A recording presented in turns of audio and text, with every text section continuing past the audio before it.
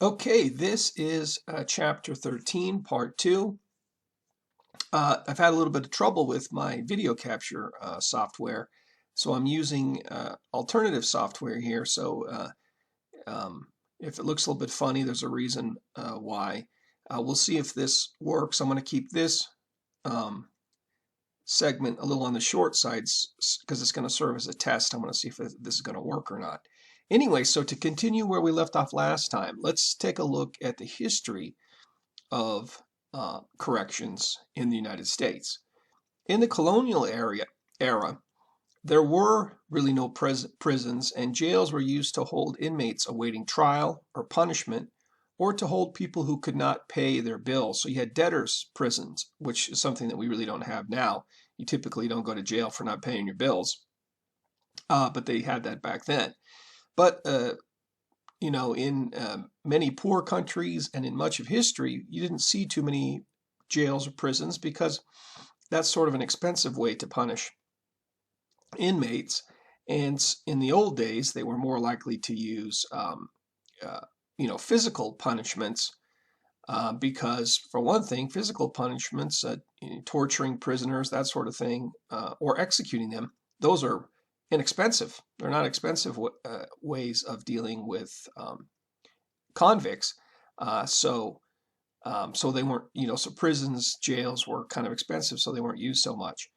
Punishments included the death penalty, beatings, banishment or exile, being kicked out of the country, fines, or public shaming. Public shaming was something that was much more common back then, where, you probably seen these images, seen things in movies, etc., where people get put into stocks, securing, could be chains securing the hands and the feet, or the pillory where you're securing the head and the arms in a public space. And that's done for sort of humiliation purposes, a form of punishment that you are shamed in front of the public. People passing by will see you locked up like that, and that it's a shameful thing, and that was intended to be part of the punishment, was a social kind of punishment.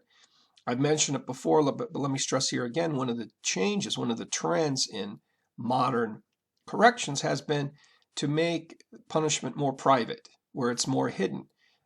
People are typically punished these days by spending time in jail or in prison. And if you're not in that jail or prison, you don't really see it. You may see the outside of it as you drive by, possibly, but you don't actually see, most people don't see the inmates being punished. And so it's more hidden and private than it used to be. Okay, so when it came to the actually having penitentiaries, prisons, this began to change with the construction of the Wall Street Jail in Philadelphia in 1776. So right at the beginning of the country, we started to follow this new philosophy of sort of focusing on using the criminal justice system as a way to reform criminals rather than just retribution, revenge, payback. That it was seen that possibly we could come up with a system that would help or convince criminals to change their ways and to rehabilitate or to be corrected. So that's where this term corrections comes from. The jail became the Pennsylvania State Prison just really a few years later, 1794. So it kind of, in the beginning, these jails or penitentiaries were often sort of privately owned, but they gradually became sort of the state government took control and ownership of these institutions. So it came under state authority, and it was an important boost for state power. So that's another important theme you should get from this course, is that in the criminal justice system has sort of grown, and with it, the state, the government, both at the state level and the federal government, has tended to grow as the criminal justice system has grown. Because of course, these are powerful institutions, and so government has a lot of power where it's able to incarcerate hundreds of thousands of individuals across the country. So that's a pretty big deal.